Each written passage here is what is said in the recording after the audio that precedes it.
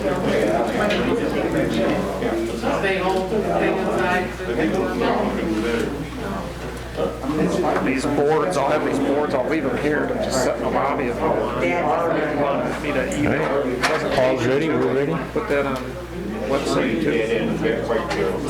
It's the hope of the Zoom. Ready? My road. A few people on board? 15,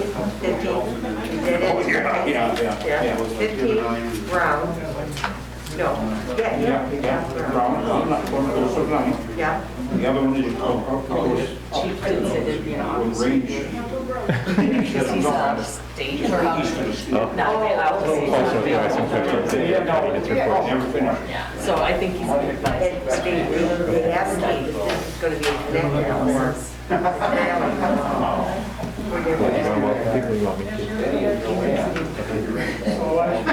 Ready? So eventually, they want to hook it up. All right, I think we're ready to get started. If we can have your attention. Since we are trying to pick stuff up and share with folks that might be checking in on Zoom, let's try to just let the person that's talking to the greatest extent talk, and that way we won't have any overlaps. Appreciate that. Well, again, I'd like to welcome everybody here. Appreciate it's a good turnout tonight. This is both informational to share what we are doing with the Clinton Side Path Bikeway, and the drawings are in front of you, but also it's a forum for both people to ask questions, express concerns, and also express support. So my name is Jim Beer. I am chairman of the St. Clair Trails Advisory Committee. We're a group that has been meeting for about a year and a half, and have one of the things we've done is supported this project and helped bring it forward. To my right, many of you know, is Therese Hawkins. She is our St. Clair Rec Department Director.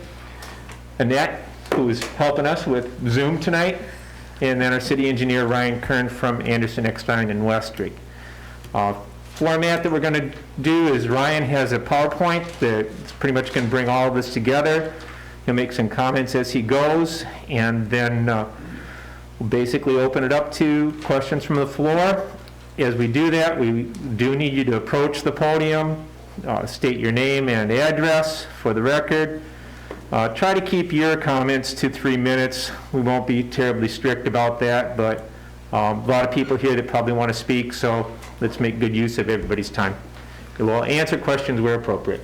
Teresa? And we will monitor if any of the participants in the Zoom would like to make public comments too. Exactly. So Ryan, go ahead. All right, thanks. Good evening, everyone. I think this project's been looking forward to getting this project going. It's been a while here that we've been trying to get this project going, working with the county as well, and the Trails Master Plan with the county as well, including this project as a critical project to be completed as part of the county's master plan. I think the goals and objectives of this project and the intent of the project is to provide a safe and reliable facility for pedestrians and bicyclists for the city of St. Clair and for users of the Bridge to Bay Trail network too, which runs from Port Huron all the way to New Baltimore, and to easily access the downtown commercial corridor of the city and the city's riverfront, and to also promote walkability and bicycling within the city as an alternate means of travel for students going to school as well. As I mentioned, it's a critical gap that's been considered to be completed with the Bridge to Bay Trail network and tie the route to St. Clair's Economic Business Center.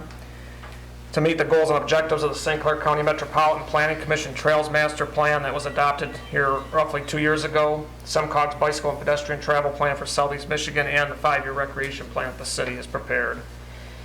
It's also a portion that would complete a section of the Great Lake to Lake Route number 1 that extends from South Haven to Port Huron, and this trail in the future would run along Fredmore Highway and link with the Macomb Orchard Trail in the city of Richmond. This route has the potential to bring bikers and tourists into the Blue Water area, including St. Clair. There were 2 different alternatives that were considered with the Clinton Avenue Bikeway. One was to do a designated or separated bicycle lane where we would have the bicycle lane within the roadway itself. Looking at that, it would require a slight widening of Clinton Avenue in order to make it work and have the minimum width for a bike path on each side of the road, one-way paths on each side of the street. And it would be a higher cost to construct versus a side path, which is what we're proposing, which is a 10-foot wide path that'll be built on the north side of Clinton Avenue. The side path is more preferable for use for bicyclists and pedestrians. It's not in conflict with vehicular traffic, and it's less costly than the designated bike lane. There's grant funding that's involved with this project. A good portion of it would be through the Transportation Alternatives Program. The city applied for a grant last February through the TAP program that's administered through the Michigan Department of Transportation. The city of St. Clair committed a 40% match of the construction costs of that project. A conditional commitment for the project was obtained through Michigan Department of Transportation this past August, and since then we've been working on the design of the project and moving forward with it. And upon completion of the design of the project, grant funding would then be considered and approved. Other funding sources that are going to apply to the majority of the match that the city committed to, there's funding that's coming from the Community Foundation of St. Clair County as well as the Ralph C. Wilson Foundation. Just to go through some of the design standards for the bicycle path facility, with using the Transportation Alternative Grant Program funding, the minimum width that's required for a bicycle path is 10 feet. You might notice some of the bicycle paths in the area that are 8 feet in width.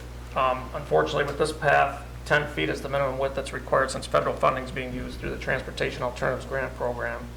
It also requires 2-foot minimum clear zone on both sides, no utility poles, fire hydrants, trees, no obstructions within 2 feet on both sides of the path.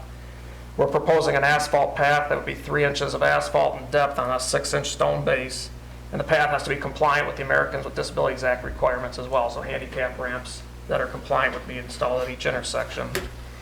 Additional design considerations would be to maintain alignment with the existing sidewalk as much as possible. That's our intent, is to remove the existing sidewalk that's there. That sidewalk's roughly 5 feet in width. It's in poor condition. We would remove that and install the bikeway roughly in the same alignment as much as possible. The widening of that path would be towards the road, so it would be an additional 5 feet towards the road to put this path in.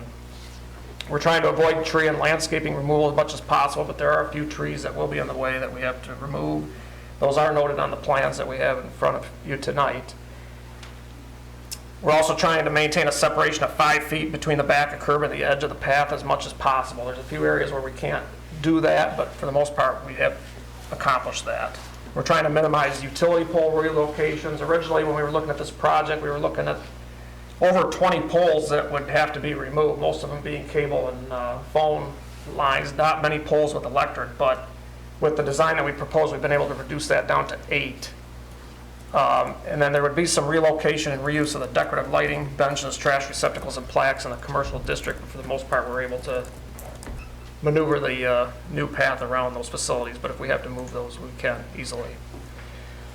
The right-of-way does vary along Clinton Avenue. In some areas, it's 33 feet from the center line of Clinton Avenue to the right-of-way line. And in that case, usually the right-of-way line is a foot behind the sidewalk. But there are several properties where we do have wider right-of-way, where the right-of-way line is several feet behind the sidewalk, especially in the commercial corridor downtown. Some of the properties between 8th Street and the railroad tracks there, the right-of-way does go further back as well. Also included in the project, there is going to be 6 trees that are removed. We're going to be trimming some additional trees as well so that there's at least 8 feet of height or clearance, vertical clearance for bicyclists and pedestrians use the path. I mentioned the 8 utility pole relocations. There's 4 fire hydrants that would have to be relocated. They're in poor condition. We would replace those as part of the project. The parallel parking in the commercial area between Riverside and 5th would remain. That's not in the way of the new bike paths. We would not have to remove and replace that. All residential drive approaches would be removed and replaced from the street to the new path. So there'll be signage along the path, stop signs at all the intersections, and wayfinding signs throughout. And then we would be doing topsoil and seed restoration at the end of the project. There are some challenges we do have with the project. I know some of the residents, we've talked with some of the residents here about the elevation difference between 10th and 8th Street. That is a challenge. We're trying to maintain the driveway slopes as best as possible. Some of the driveways will exceed the 10% maximum that's typically allowed. MDOT does allow if driveway slopes that are existing are greater than 10%, then we try to match what's there or try to make it better. We're trying to do that. Obviously, we've got some coordination with utility companies to get these utility poles removed, and then we have several agencies that we have to get permits from for soil erosion, the crossing of the Jordan Creek, We got to get a permit from MDOT to work within the right-of-way of Riverside Avenue, and then work with the railroad division as well with the crossing of the railroad, and we've already started working with them on that.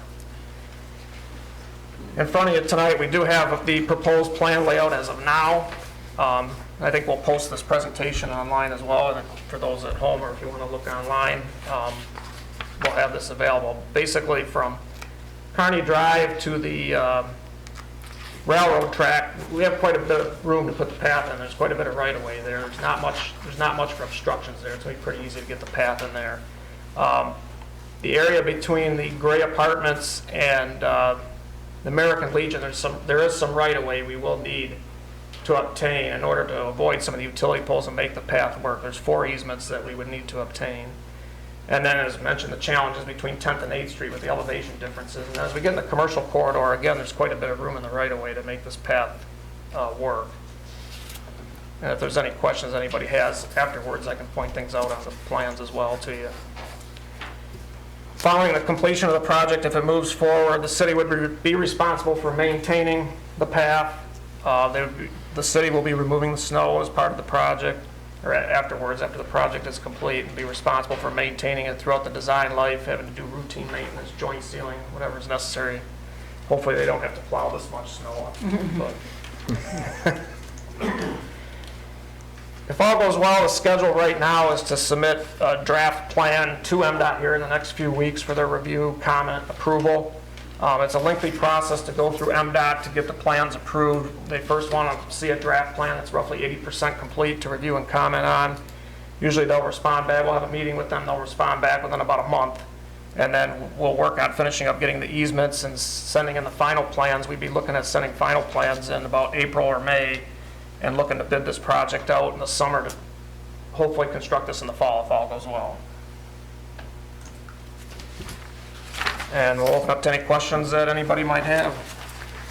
I know that there's a number of you that do want to either address questions or express your concerns, so in no particular order, whoever would like to come up first, approach the podium, and we'll try to make time for everybody.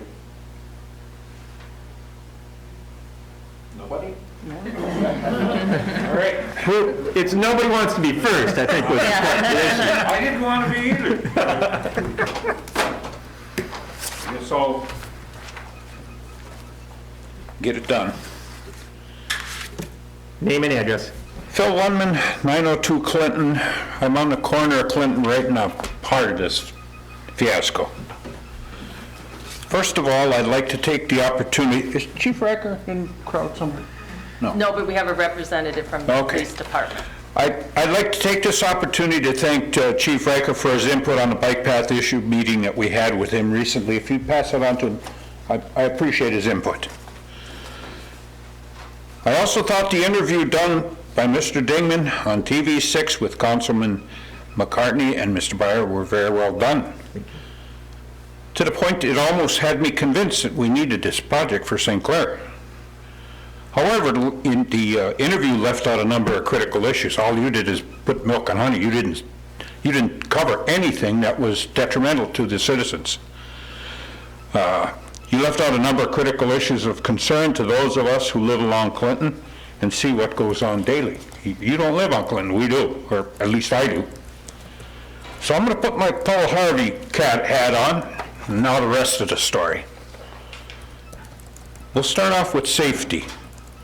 Of the three streets that directly connect Kearney Drive to M29, Clinton Avenue is the worst choice for a bike path due to all the car, truck, semi-truck traffic on it daily.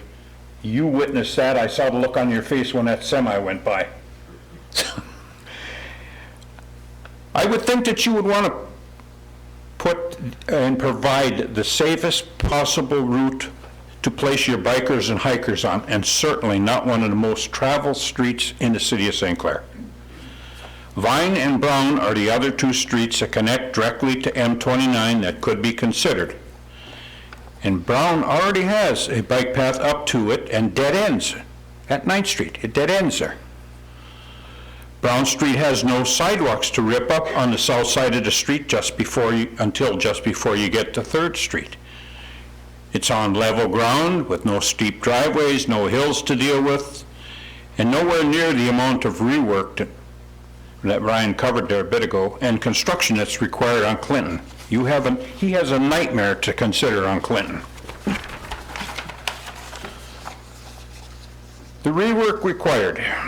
Clinton Avenue has some 40 driveways and 8 intersections, 22 telephone poles, 4 fire hydrants, 8 phone boxes, 1 railroad crossing pole, 6 new lamp posts that you just put in, and that new stamped concrete from 5th Street to M29 that we require rework. Now, I'm going to ask the question today. Ryan, is that in the plan to pull out that stamped concrete with this project? Is that a yes? I'd like a yes or no on that. That's the plan, yes. It is part of the plan? Yes. So the grant that put that in is gone? Okay, thank you for the direct answer, appreciate it. My biggest concern is the amount of rework required on a steep slope of my driveway at 902 Clinton, as well as my neighbors at 910 and 916 Clinton. The latest proposal is to place the bike path down at road level, still on the books, okay, to get around our 3 properties. Okay, this will increase the slope of my driveway, and I know Ryan and the engineer speak in percent, I'm talking in degrees. Currently, my driveway is 10 degrees and it's steep. The elevation that they're looking to do is, will bring it to 15 degrees. The air dam on my car drags, I don't even consider putting my other car back there. And my truck, when there's a trailer hitch on, drags either the road or somewhere. Anyway, I got these figures according to the engineer's drawing that he was gracious enough to forward to me when I asked for him. It will also place anybody who is walking or biking on that path, if it's done, much closer to harm's way next to the traffic.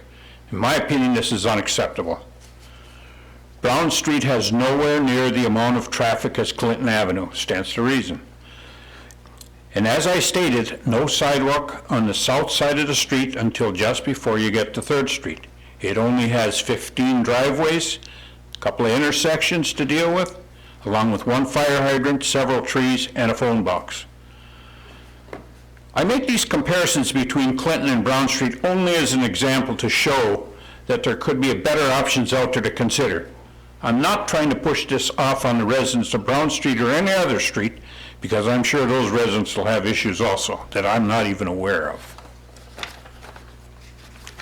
So I just want to make that clear. I'm not trying to push it anyplace. It's just a matter of Clinton is it's a nightmare. The original proposed cost of this project when presented to the council was $728,000 plus according to my records, what was published, with a local match of 40% or $291,000, but that was back then. How much does it cost now? Does anybody here have an answer? How much more it is? I think not, but I sure would like to see that figure posted someplace down the road. So far, it's well over $1 million for a sidewalk you already have in place. It's been said the largest portion is going to be paid by what is referred to as free money.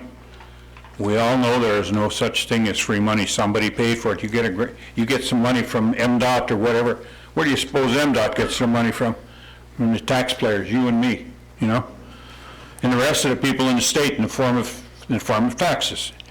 It's up to us, our elected city officials and council, to spend this grant money wisely and not continue to tear up what you just built because a new grant becomes available. It will be up to our city council, our elected officials, to represent us, the taxpayers. The buck is going to stop with them. We are counting on them to spend this grant money wisely. End of report. Thank you. Mr. Lemon, thank you.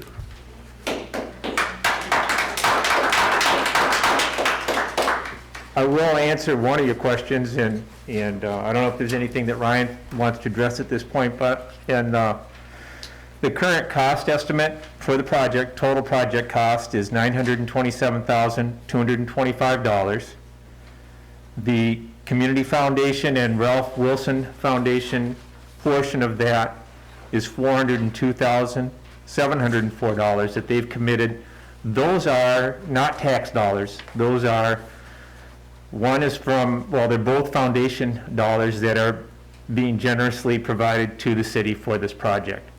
The out-of-pocket remaining costs, other than the TAP grant, which is primarily federal tax dollars, they are tax dollars, but the out-of-pocket cost to the city presently is $87,406. So less than 10% of the total project cost actually is currently being borne by the city directly. So does that answer your question?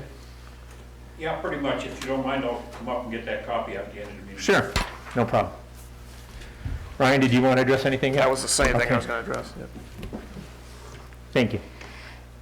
My name is Jennifer McDonald. I reside at 716 Clinton Avenue. I have resided there or near Clinton my entire life. Please understand that I am an advocate of bike paths. However, this proposed bike path hardly makes any sense to me, being very unsafe. I don't profess to have the knowledge of a civil engineer or a law enforcement officer. However, having lived in Clinton all my life, I feel I have enough knowledge as to the dangers of this proposed bike path.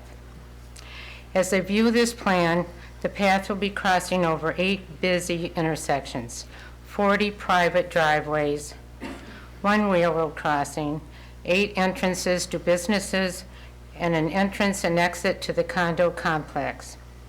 The Clinton corridor is a very heavily traveled city street, being a thoroughfare for delivery trucks, numerous delivery trucks, and various other vehicles also. At several intersections, there are so many blind spots that you cannot see the bikers and they cannot stop.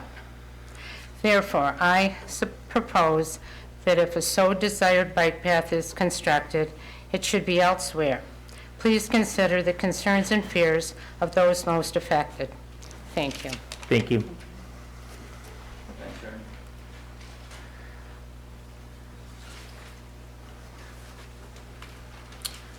Hello. Hi.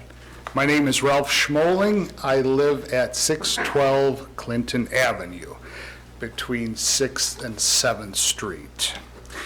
I'm here to voice strong opposition to this bike path for a number of reasons. One being where I live, my front yard is very narrow. Putting in this road will take half of my front yard away. Think about if your front yard was taken away. That in turn will definitely impact my curb appeal to my house. My house is almost 100 years old. The reason my wife and I bought it, because it was a cute little house. You put a bike path in there, and that's going to certainly affect resale value. And that, of course, no one would, go for. The other thing I do have a problem with is the logistics of this, with moving the trees, moving everything else to put this bike path in. I think it's a foolish way to spend taxpayer money, even if it's, quote, minimal, it's still our money. I also feel that the path itself would probably not get nearly as much traffic as you may anticipate. Look at the traffic that's already on the bike path on Clinton and all. And there too, I take exception to your saying that this is a critical gap in the bike path. It is not. We have a bike path there on Clinton. To get to downtown, we still have other routes, which I personally have bicycled and walked with Brown, Vine, and Clinton. So it's not as critical as you would have us know. So I ask for you to drop this plan for the benefit of us citizens living on Clinton Avenue, and I certainly would appreciate it. Thank you. Thank you. I do want to ask Ryan, and specifically in your location, can you look at the drawing and see how that relates? In that section, are we splitting it and coming either side of the sidewalk, or are you simply expanding towards the street? I believe it's expanding toward, I'll have to look at, we can look at it afterwards, but I believe it's expanding towards the street at that location. Okay.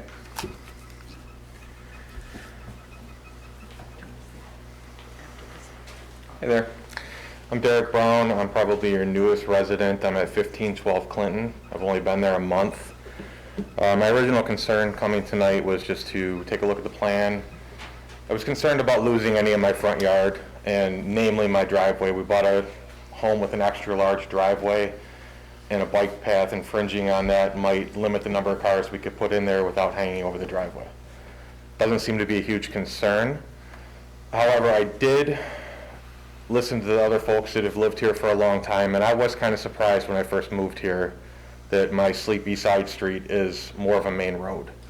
The amount of commercial traffic in general, a lot of people do walk that trail. A lot of people do walk the sidewalk, dogs galore. So I see the appeal of putting it there and replacing one path with another. However, I do agree with everything I've heard from what I've seen of the utilities and the structures, everything that's in the way. I really don't believe it's the best place for a new bike path. It's just my opinion on the matter. I just want to thank you for putting this out and getting us all out here to voice our opinions and concerns. And I Thank you. appreciate you making your time to come tonight. Next.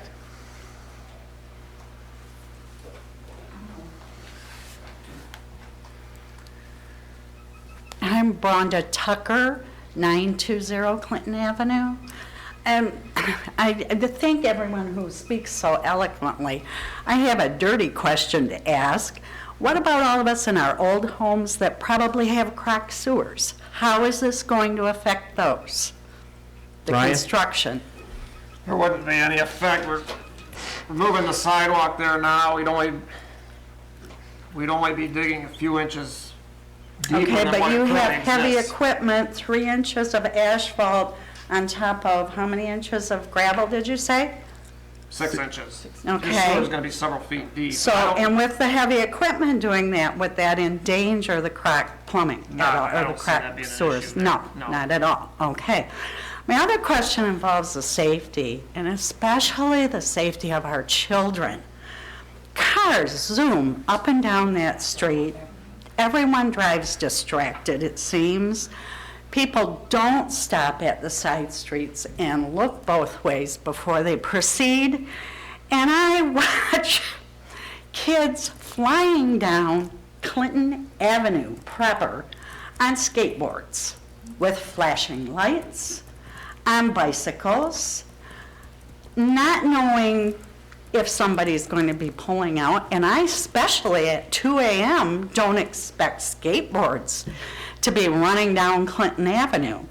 Especially if somebody's leaving the bar, they're not watching for skateboarders. And oh yes, we have them. I watch them. Also, our children are gonna love to fly down those hills on those nice smooth bike paths, on their skates, on their skateboards, and on their bicycles. It's gonna be so much fun for them. And I worry about them at the cross streets. I worry about people backing out of their driveways. I worry about my neighbor who's a fireman who breaks his neck to keep us safe every day, backing out of that driveway on a steep hill, hitting some poor child who's just out having a good time. I wish you would relook at this proposed route you have chosen. It is dangerous, very dangerous. And I also want to know my tree is coming out. It's a beautiful tree in the fall, huge maple. Who do I talk to about keeping my tree there? We can take a look at it. I'll talk to you after. Thank you. Take a look at that. Trees, do you want to address safety that has come up and what we've looked at? Well, we did contact our police department, and they did provide a crash study for Clinton Avenue. And I don't want to speak for the police chief, but the main areas that were cited in the study where there were crash results were M29, Kearney, and Cox Road. Not to say there weren't some other, but those were the main areas of concern that they have on file. He did mention there were a few more in the business section. And he did state that most of those were motorists, as a result of motorist mistakes. So And that these- was one thing. And these were crashes in total, not crashes with bikes or pedestrians. Right, right. May I add to that, please? Those studies were done with the sidewalk in place, not with the bike path. We don't know yet how dangerous the bike path will be. We figure it's going to be very dangerous, but those studies will not correspond with the bike path. The question that we asked the chief is look at, what incidents, and you're right, this is what has happened currently. And are there more accidents in this area, or the types of accidents that we would be concerned about that might involve bikes or pedestrians? And the data shows that presently, no, there are not. What might change? It's no less safe than other areas in the city is basically what we're looking at. I would also say the original trail plan, as stated in the report, was to have the bike path on the road, and that's why the city initiated their own evaluation of Clinton Avenue, and the decision was made to make the recommendation to put it on the north side, a separate side path. It would be more universal access for everyone to use, and we thought a safer and less cost alternative than what the trail plan. And the trail planning process encouraged each community to make up their own trail advisory committee, which we did. And that, as a result, we did our own evaluation of Clinton Avenue and came up with what we feel was something that was safer and better for the community.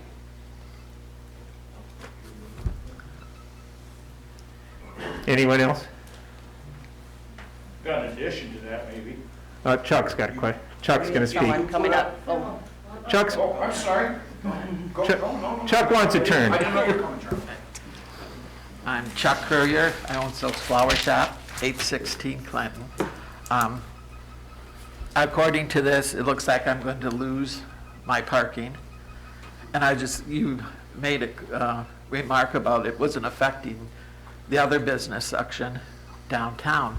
What's the difference? How can they keep parallel parking there? And I can't keep mine. Based on the right-of-way, there's a difference in the right-of-way width. There's more right-of-way down in the business district. The right-of-way goes almost up to the building. So you're going to put the bike path's going to go like at not gonna be- Croy's, it's going to go right up to their building? No, the bike path will go right up against the parallel parking, and there'll be, I think, 5 to 7 foot, maybe a little bit longer than that, between the building and the path. So It's you not can- up against the So what building. am I supposed to do then? I'm going to lose, well, I'll say 2, but 3 cars can fit in there. So I'm just out that? Yeah, I know we talked about that previously, that I don't know if that was technically considered parallel parking or whether that was even legal. Well, I've been working there since I was 16. It's been parallel parking for years. There always used to be a sign there. And then when they cemented the corner in, took the grass away, I believe it was Chief Barnum was here then. The sign, I said, what are you going to do? It's not there. He said, we're just not going to put it back up. But for years, if people tried to angle park there, the police were right there telling them they had to, which I understand, if you parallel park, you can see coming up the hill or whatever. But I just think that's a lot for me to lose. Yeah, because I just don't know how you can just take something away, even if it's a right of way. But Yeah. even if it happens or not, like this lady here, we watch on a daily basis how these kids fly down that hill, and especially the corner we're on, you'll see cars that kind of like jut out into Clinton to even see up the hill and down it. So they're going to be across the bike path anyways. I just think it's pretty dangerous. You know, when school's in, you should watch the kids when they get out of school from the high school. They just fly down there. I think Phil and Mary, I just think it's a danger. That's all I have to say. Thank you. Thanks, Chuck. We do have someone on the Zoom that would like to make a comment. So we do ask that you please use the chat feature to type your question or comment. Or you can raise your hand using the Zoom features. Okay, Okay, I'm just waiting for it to unmute herself. Hello? Can you hear? Can you hear me? Yes, go ahead. Okay, thank you. My name is Jennifer Mounds. I live at 916 Clinton Avenue. One of my homes is one of the high-grade homes that is in question. My home is 120 years old, and the percentage grade of my drive is 18%. I don't have much of a front yard, and my biggest worry is my yard being compromised with about 4 foot of depth difference, my foundation going on my home. I am a mother of 4 children, and I watch lots of kids travel every day on our sidewalk to our high school and back. And you guys have done a wonderful job trying to plan this, but at that grade, you have decided you wanted to put it down on Clinton. I don't think it's very safe. We need to have a better plan. I understand our city would like to go forward with this bike path. I know we've also spent lots of other money in the future for that bike path to be designed over on Fredmore, and I'd like to know why that wasn't committed when the money has already been spent there. I just would like for all of you guys to please reconsider the safety and the well-being of your citizens, your taxpayers, your children, maybe even your grandchildren. I wouldn't want my children walking, riding a bike, skateboarding directly on Clinton. And there's no safe way for you guys to design this or build this in at least this block here between 9th and 10th with having that right-of-way, that 2-foot right-of-way that you had said on each side. Thank you very much. Thank you, Jennifer. So do we want to address the driveway, because it came up before, and going into front yards? Yeah, as far as on that block, and the slopes on those driveways are greater than 10%. We're trying to maintain those. That's why in that section, we've moved the path closer to the street, instead of having it aligned with the sidewalk, so we can try to maintain those slopes and avoid, I know for that house in particular, trying to avoid the retaining wall and the landscaping that's there. In that section, the right-of-way does go approximately 8 feet behind the sidewalk, but again, we're trying to not go beyond where the sidewalk is there now currently, except for the driveway itself. We may have to go back a little bit further beyond the sidewalk to maintain that slope, but we're trying to stay out of the landscaping and avoid having to do anything with the retaining wall there. So are you able to hold the existing slopes, or are you Yes. going to be changing them? Yeah, they would be maintained. And I think that addresses a previous comment that you felt that the bike path was going into your front yard, so it's not going to be any further than where the existing sidewalk is. It'll go to the curb, from the existing sidewalk to the curb. Correct. And I will make we have met with the Melms and the people on the corner of 9th Street. I think we had at least 3, maybe 4 on-site and meetings here at City Hall addressing the safety issues that Mrs. Melms brought up in her comment. Right. So we are aware of her household and her concerns. And I'll answer the Fred Moore. One of the things that we did initially with the Trails Committee, we evaluated alternate routes. And we looked at them both from accomplishing the goal of bringing the trail traffic through the economic center of St. Clair, or providing access in some fashion to that, and what would do that best. Clearly, coming down either Fred Moore or Clinton would accomplish the same thing. As Fred Moore comes down, as we all know, then it turns north, comes out by Murphy's, and joins Clinton at that point. And there is already a portion of a trail down Fred Moore. There has also been preliminary engineering done to bring that trail farther and utilize that.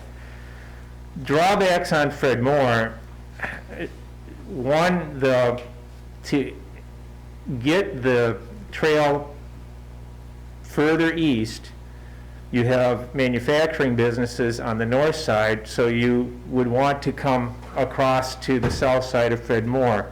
The logical place to do that is somewhere near the Norma Group, but it provides an awkward crossing where there's a lot of traffic. But arguably, you could do that and then have a fairly easy route, come around through the golf course, and then turn north somewhere, getting across the golf course parking lot. But then the problem becomes the right-of-ways. Again, older part of town, the right-of-way is very narrow. Several of the houses in that section of Fred Moore that goes north cross the right-of-way line and are very close to the street. There is really no room either side that we would select to conveniently get a trail constructed on that section of Fred Moore. Looked at options to snake behind Murphy's. After looking at it for quite some time, we found really no good pathway to follow on that route. Not that this will be resolved at some point in the future. The other factor is that state funds are looked at to reconstruct Fred Moore completely in sections over a period of time. Now, when I say a period of time, it may be 15, 20 years before that construction work actually gets completed. At that time, it may be practical to look at some type of designated bike route coming down Fred Moore. How they'll deal with those issues at that time, I can't answer that. I don't think Ryan can answer that either. But that may provide for at least some of the traffic, and maybe just bike traffic and not walking traffic, to go down that Fred Moore route. With all those facts in hand, we did not consider Fred Moore at this time as a practical route that we could easily or in any fashion really construct. So we disregarded that, and then after looking at options on the other streets, did end up with Clinton as our choice and a recommendation. So, yes. Was any consideration given at the time of choosing Clinton to using a hybrid type of system where you use on these houses with this super steep driveways and small front yards, moving the bike lane to the road and adopting part of one idea and part of another? Oh, sorry. Yeah, I do need, with your questions, come on up, because we're recording. Sure. If you want to start that over again. Yes, was there any consideration given at the time of planning the Clinton Trail to using a hybrid methodology, whereas you guys talked about the bike lane in the road as opposed to the bike path on the right-of-way? Some of these houses where you're getting into these really big issues with driveways and such and steep inclines, was that ever an option that was considered of moving the bike path into the lane of traffic in just those small areas where it's more practical? Perhaps a downtown where the shop owner would lose his parking, and at a certain point move it from the more spacious front yards into a bike lane on the road. Was that ever considered? I don't think it would meet the MDOT requirements for this particular grant. Yeah, because it still wouldn't be 10 feet? And the 2-foot. Yeah, well, we're also looking at all users, all abilities for the location that we did. And that kind of puts it into a side path bike route without going back and forth and creating conditions where a person's not going to be comfortable in the paved area. And I also would have concerns, and Ryan, you can address this, you've got a block with bikes and pedestrians in the roadway, and then you have a block without, and then you go back and forth, which is kind of what you're suggesting. No, not necessarily back and forth, where these driveways get steep. From Kearney down to, it sounds like around 1000 block, it's pretty standard. You can use the right-of-way without much issue, maybe a couple trees or telephone poles. at that point where it gets congested, where the older homes are closer to the road going into downtown, move the lane onto the road from that point forward. I'm not suggesting a in and out, back and forth, weaving Just type through of a thing, but section. just, it would possibly, and I'm only asking, I'm not a city planner, I'm only asking because I heard you speak about trying it one way, trying it another way. I'm just wondering if you had considered a hybrid to alleviate some of the concerns that you've heard today about driveways and angles and lost parking and things like that. That's all I wanted to ask. Just my part of the answer, and then I'll let Ryan answer some, is what I just stated, all users, all abilities. So taking, for example, a family walking, biking, stroller, and then having them in the side path and then going into sections that's in the roadway and then coming back, I don't think it meets that criteria. Ryan? I would agree with that, yes, yeah. I don't think it would be allowed through the TAP grant program, and it's something we could ask through MTOP, but yeah, I would agree with Jim that, obviously the walkability is eliminated if you put it out in the street, and then whether you would do a two-track or a two-way cycle on one side, or if it went to a path on each side of the road, that transition would be very difficult to make, to go from a side path to do a path on each side of the road. I don't see that being a viable option. Okay. Go ahead. Hello, excuse me, my name's Deborah Schilling, and I have properties at 416, 406, and 514 Clinton.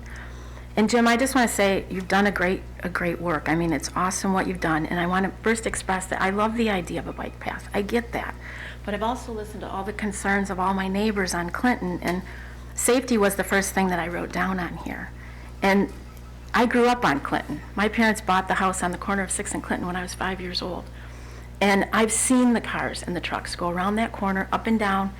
And even just several years back, there was a truck that ran the stop sign on Clinton, and it was a car and ended up right in the front yard of DeMarc's. We've had accidents at that corner. When you said the other corners that had the accidents, there's been a lot of accidents right at the corner of 6th and Clinton. That is like a bad spot. And I mean, the police are there a lot. And so that's my main concern with the children on there going up and down. The other thing that was talked about is that hill going up and down. I went to St. Clair High School. I used to get on my bike and go down that hill. That was my funnest thing to do. I know how fast we go down that hill. And when you reach the point right there where Silks is, I mean, we just zoom right past there, not even looking. So that's a nightmare waiting to happen, that whole area. So I just want to express that. Second, you know, I get everybody that's on Clinton with the houses. I mean, my businesses, they'll be fine. But the homes, I'm concerned with my neighbors on Clinton. Their values, the property values of their home, maybe it'll go up, maybe it won't, but there's going to be a lot of concerns there. The other thing is, we've spent that money in the city. We've made it beautiful. We've got the beautiful sidewalks with the beautiful lighting and everything. You're going to take out the stamped sidewalks that we've already done. So many compliments we get on that. I hear that all the time in my businesses, how nice it looks. And then going on to that, and it's like, let me see, what else did I write? Okay, I wrote on here about the St. Clair corridor, because that's what it's supposed to be, walking up and down there, visiting the businesses. So the bike path on that road, again, why not go back to considering Brown and Vine? You know, I mean, if you drive up and down Brown Street, you drive up and down Vine. I drive these streets all the time. It's very slow on Vine. It's very slow on Brown. You come down Clinton, and I remember a while back when they were going to put in the Burger King, and they did a study of the traffic that comes up and down there, and it's huge. So I just, again, please take that into consideration as you're thinking about this. And then my last concern is, you know, my fellow business owners, and I'm really concerned for Chuck. That's his business there. Those are his parking places, and we spend a lot of money in taxes. I'm a taxpayer. Obviously, I just told you 3 properties on Clinton that I pay taxes on. And that breaks my heart, that the city would think, well, okay, we're just going to run over that, and it doesn't even matter. So again, please reconsider maybe thinking about going up another street. So thank you for your time. I know you spent a lot of time, but I just wanted to express how I feel. So thank you. Thanks.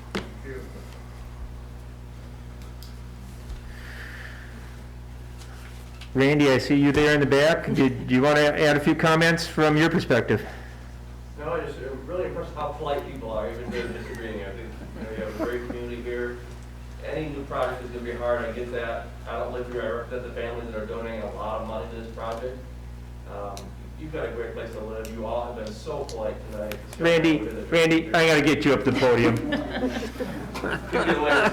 No, name and address.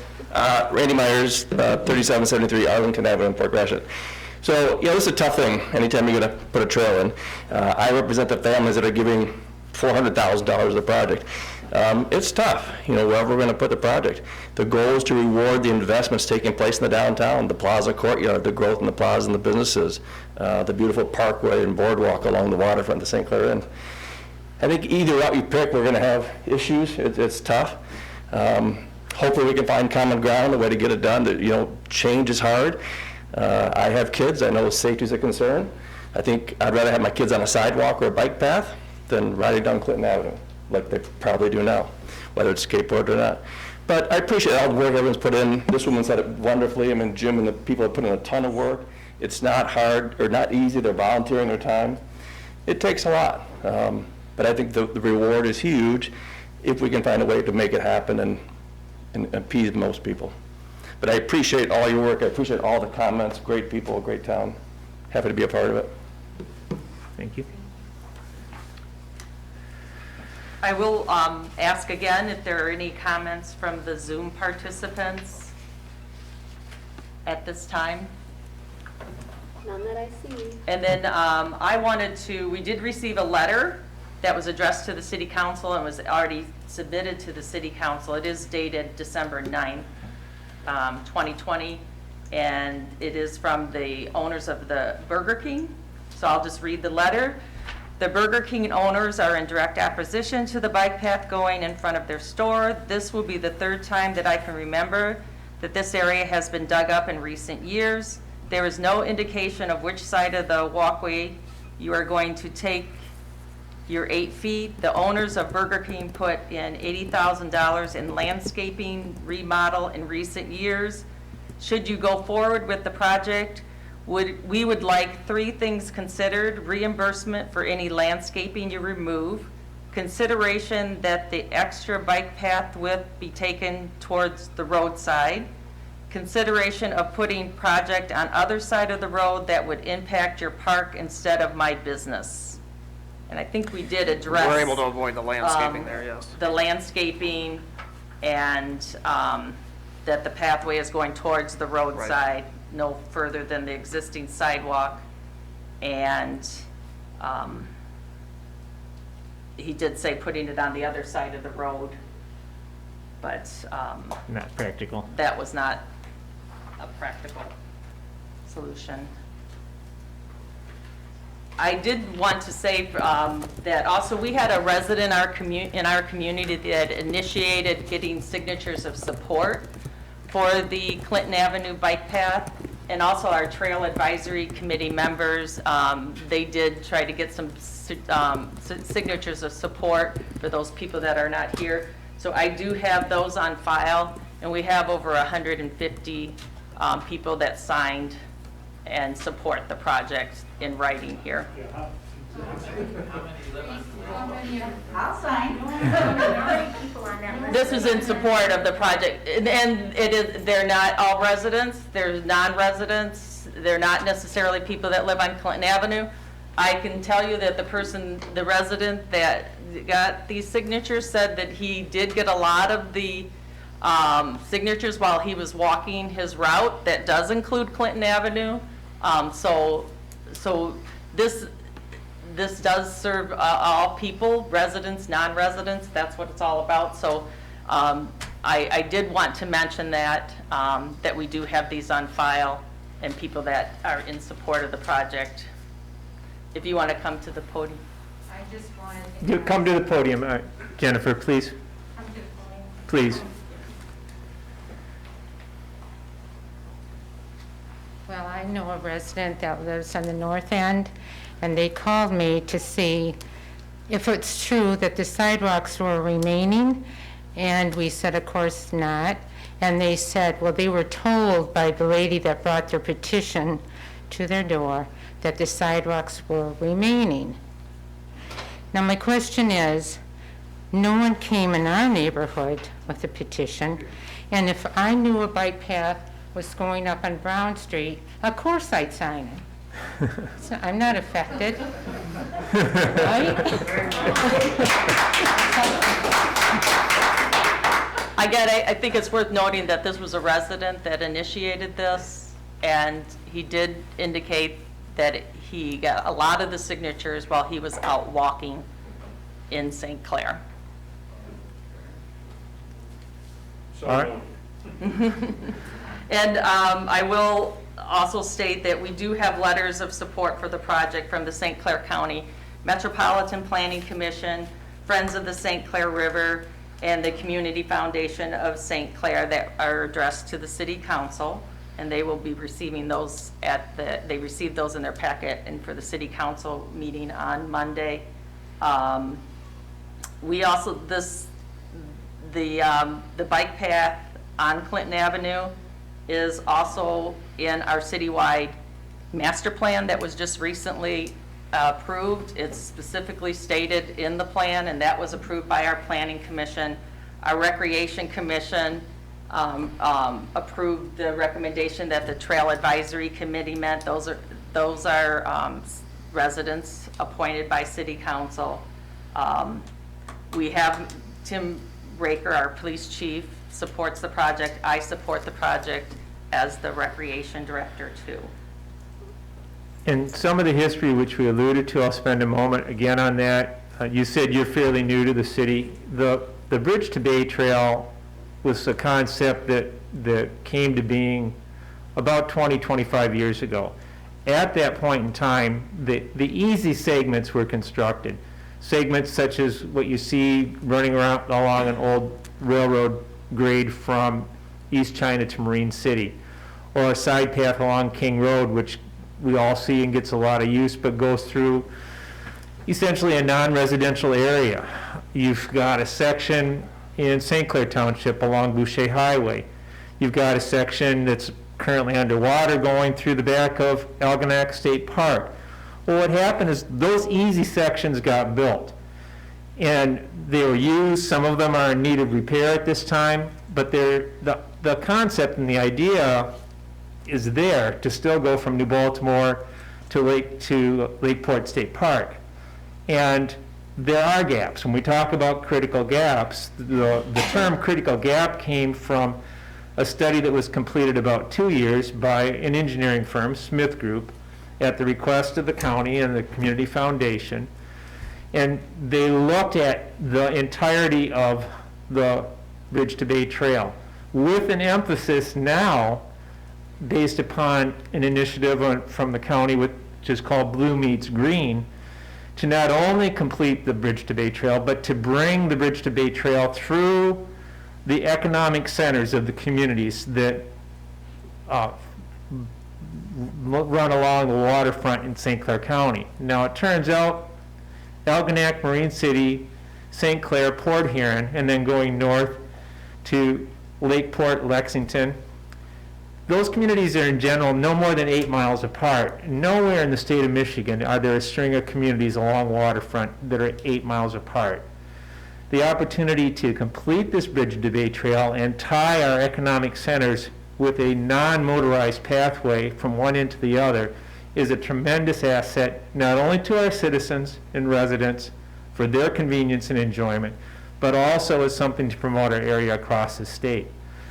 Couple that as well with what we talked about, which is Lake to Lake Route 1, which is one of 4 designated routes that the state of Michigan has established.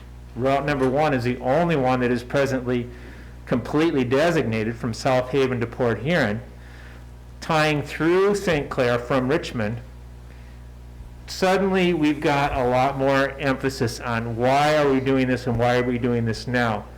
We also have this opportunity to have grant money from a very generous donor, the Ralph C. Wilson Jr. Foundation, and they are providing basically 1/3 of new construction costs for completion of all these gaps that have been identified. Critical gap, as I said, is the designation of those that are most important to be completed. This is in the first phase of 3 current phases that we're working on countywide. And it is an important segment. It's short, but it is very important to tie in the economic center of St. Clair and to bring both the bridge to bay and lake to lake together.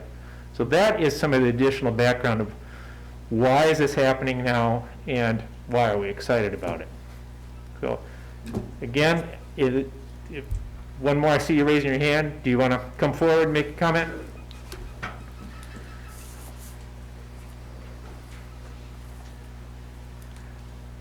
Roy Kletcha, 1960 Jackson, but also a member of the Bike Trails Committee.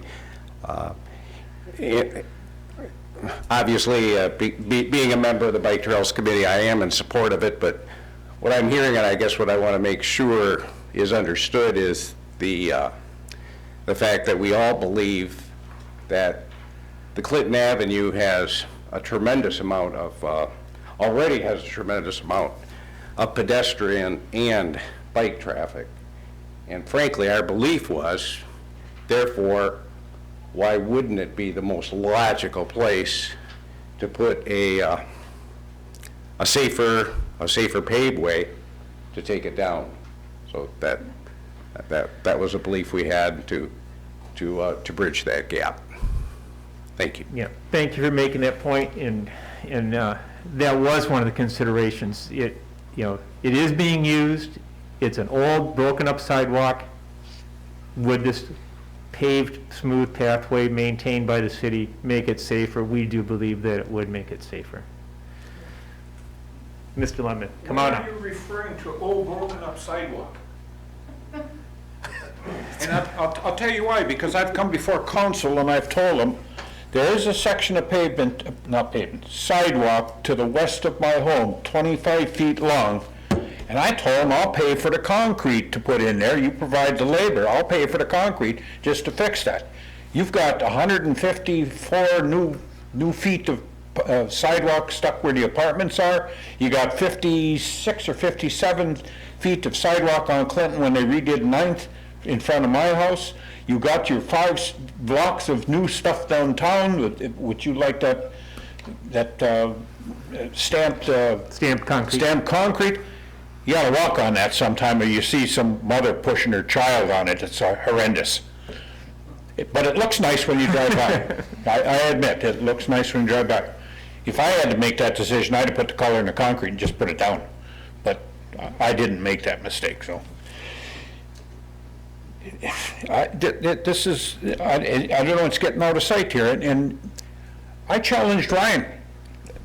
I've got a 10-degree driveway. My neighbor to my immediate west, hers is roughly 14 to 16 degrees. She's got so much broken concrete in the driveway, it's hard to decipher exactly what it is. But hers is going to be, her driveway is going to be steeper than mine, no matter what you do. And Mel's, the lady that shared, hers is a little steeper than mine. I guess I'm a little lower in grade than what they are, is why mine is 10 degrees. Now, that being said, you're going to tack an extra 5 degrees of grade on my driveway. Are we, Ryan? No. You can't, I told him before, you can't do it. Mathematically, you can't do it. Yeah, we can do it. There's not enough space. You got 27 feet from the curb to my property line, 27 feet. You take 10 feet, that leaves 17, right? Yeah. Okay, make yourself a triangle and do the math. I already did it. It doesn't work. You told me point blank that I had 18% of grade on my driveway. That equates to 10 degrees. Okay, you want to raise it another 1/3 plus more. You're going the wrong way. I support if you want to put a bike path, but I don't know if the folks know here, but I got a map over there that says a 4-foot wide piece of blacktop constitutes the minimum width for a bike path. But you want to put 10 feet in because that's what the money is. It's all driven by money. I mean, as well as the desire to put a bike path in, but you got a good sidewalk. Where is this busted sidewalk you're talking about? No. You don't know, do you? Well, I'll tell you, one resident that signed the letter of support said that she tripped and fell on that sidewalk on Clinton Avenue. And the other comment she made was that she sees students walking to school in the road because the sidewalks either are not cleared or they may be doing it by choice. We don't know, but that was her comments. Yeah, That she did have a trip and fall. Well, existing I will sidewalks. tell you this, from 9th Street down to your new stamped concrete, there are 20 blocks of 4-foot wide concrete that either have a crack line in it or raised. How much would it cost to put 20 new blocks in and you'd have a decent, it'd be smooth all the way walking, no problem.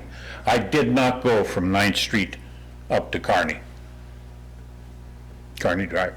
But maybe I need to do that just to get my facts and figures. I challenge Ryan, prove me wrong. I wish you could, because I'd like to have a driveway to see equal to or less. You can't do it, buddy. Not unless you're a genius or raise the road. I mean, tell me how we can get it done. I told you before, I'm willing to listen to any proposal you have, but my neighbor Adele is sitting here tonight, and her driveway is worse than mine. She's got the worst one of all of them, and then Melms is next, and I'm last, but I'm pleading their case too, because all three of us have this issue. It's an they're asking you to do it next to an impossible job, you know? I don't know what the answer is. I wish I knew. I'm willing to go over it with you. But I guess you and I'll talk. Yeah, that's fine. But anyway, that's the bottom line. When you find out where that bad sidewalk is, you let me know. If they're talking about the piece in front of my house, there's 25 feet of cracked sidewalk, and I've made this offer numerous times. But I'm not going to pay for it if you're going to tear it up. I mean, I don't believe in throwing money away. Okay, so. thanks. But that offer stands. If this thing goes away, I'd be more than happy to reimburse the city for the price of that concrete. I will make a comment on the stamped concrete. Yeah. As a committee, we were surprised about the negative comments that we received about that it was not wheelchair accessible, it's difficult for a stroller, it's Yes. difficult if you have the wrong type of footwear on. Absolutely. I think someone also mentioned that they have bad knees and they avoid walking on that Yep. concrete. So, we did talk in the early stages about keeping that stamped concrete and maybe adding on to it. If it's not asphalt, if it's concrete, it would be at the city expense. It would not be covered in the grant. So that's why you asked at the beginning of the meeting, was the decision made? And the grant does include that to be the 10-foot wide asphalt and replacement. Right. But I agree with what Teresa's saying. It was a surprise to us that there were a lot of negative comments as far as users of that. So originally, my idea was to keep the stamped concrete, but I'm no longer a proponent of that. I think that it's probably safety-wise, it's an overall improvement. Yeah, well, I agree with the stamped sidewalk business. It looks nice, and people in planning, they see this and they see pictures, but they're not the ones walking on it. I can tell you a horror story that went on in the UP where one of the cities up there, City of Houghton. All right, to be exact, I'm going to do it anyway. The City of Houghton, to be exact, put a brick road right through the center of their town because they thought it would look nice. They're regretting it now because it sounds like driving over the Mackinac Bridge. The sound level in that town went sky high when cars go by. Yeah. So I've seen that. I don't think they like it. But anyway. Thanks again. If there is no one else, then we'll wrap this up tonight. Again, appreciate the turnout. I'm impressed with the turnout and appreciate the concerns that were expressed, some of which Ryan can take into account as best he can. But more than anything, this was an opportunity. One more? Please. I got her stirred up now. My name is Mary Ludman. I live at 902 Clinton. I have a couple of questions here. First of all, like when this bike path goes in and it goes down by the road, are there going to be any safety features placed to protect the kids on the bikes between the road and the bike path?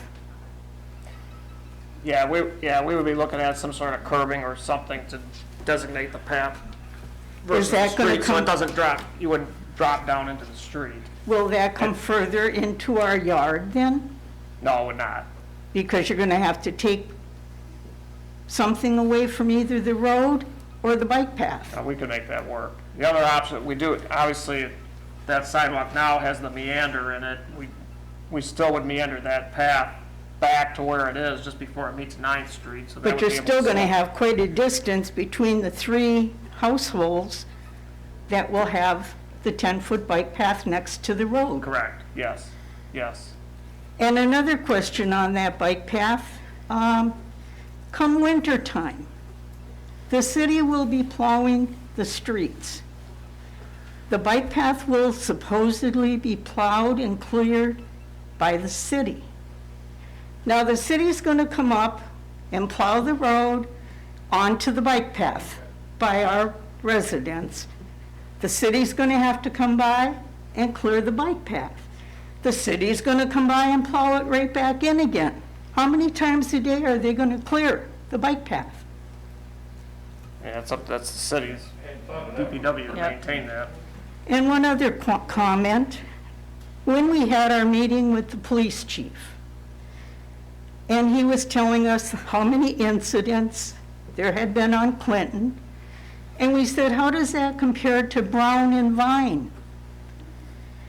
His comment was, they have considerably less incidents than Clinton. Why can't we go to Brown or Vine? Brown already has the bike path to 9th. And if you come out on M29, you have to make a right-hand turn to go down to the mall or business.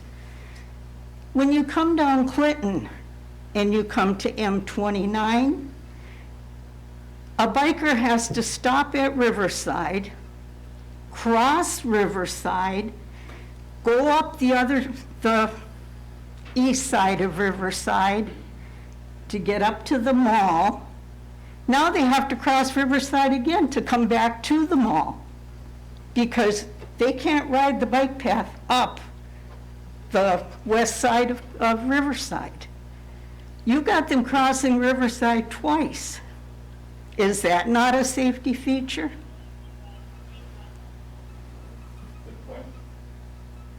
Thank you. I will make a comment. I'm currently on a wayfinding implementation and safety improvement plan as part of the St. Clair County Trail Plan. And that is dealing with a lot of the signage for residents and pedestrian bike traffic. I believe, Ryan, you said that at every intersection, there will Yep. be Stop stop signs. signs. Yep. And there will be markings for the Yes. pedestrian. Like, I don't think there's any existing street markings at 9th Street. I don't believe so, but we would be putting Yeah, those in so, as so part that of the is project. part of the grant, that all those safety signage and markings have to be put in. And I don't know if you're on Kearney Drive, there's multiple driveways there, and there's signage there, because there's Neiman's and the apartment complex and the different businesses, so that type, if it warrants, that type of signage would be put into. So it's just again, it's another part of the county-wide initiative that we are looking at, that signage and safety improvements and things that need to be done to give the bicyclists and the pedestrians direction on where to go. One more, Jennifer? Mary, go ahead. Just a real quick one. Why was south side of Clinton not chosen instead of north? You don't have the hills? Is there any reason why South Clinton? I apologize, Fred. But it would make more sense. You'd have less issues going. I don't have the right answer right now. I still want to know how you're going to get the bicyclists to stop at the bottom of that hill. They can't. Trust me, they can't. Do you want to address, because you have to meet the ADA Yeah, we gotta meet the requirements ADA. and explain that? Plus with having, Intersection a yeah, with little having bit. that path down closer to the road, we're already down almost to the road level anyway, so that hill's not gonna be right at 9th Street. It's gonna be more gradual, starting back at 920, bringing it down to 9th Street. So you're changing the hill? Well, with the path will be, right now the sidewalk is up several feet higher than the street, so with the path being closer to the street, you won't have the steep hill close to 9th Street. All I know is the way it is now, and I live on the corner of 8th and Clinton, those bikes cannot stop coming down that hill. And with the bike path, you're going to have so much more bikers, skateboarders. Skateboarders can't, of course, stop either. I just wish that the people who are most affected by this, that you would listen to us, take our concerns, and really listen. Because I really feel this is a very dangerous thing to do. And like I said again, I've lived in Clinton all my life. I know there's been several accidents at every intersection. I just don't see how you can say that it's going to be safe. It's a walkway now, a friendly walkway, which is great. We don't have many bicyclists come down because the kids, sometimes they'll challenge one another who can go the fastest and the farthest. They don't stop at any of the intersections. And in the light there in 6th and Clinton, that's so dangerous. They don't stop for that. If a car isn't being extra cautious, there's so many blind spots. You cannot see the bikes coming down. And nighttime is even worse. So I just really hope you listen to the residents who live on Clinton, who know the best and know the dangers. Please. Thank you. One more? Okay. Then we'll try to wrap this up. Carol Bourne, 403 Vine Street. I just have a question. When you talk about the signage at the intersections, does that give, it was my understanding that the bike path has the right-of-way. So is your signage for, you're going to have to rely on the cars then stopping at the intersection? Right, there will be stop signs installed at each intersection on the bike path, obviously to let bicyclists know that they're coming to an intersection that they need to stop. Bicyclists and pedestrians technically do have the right of way, but they do need to stop at the intersections just as a safety measure. That's why we're putting those stop signs in. But I don't think they do. I know on the, okay, Yeah. all right. Thank you. Yeah. Yep. Okay. Once again, thank everyone for coming, and we will take the comments under consideration. I'm not saying that we're changing anything that we have planned, but we are listening and trying to make this as safe as possible. Thank you. Thank you.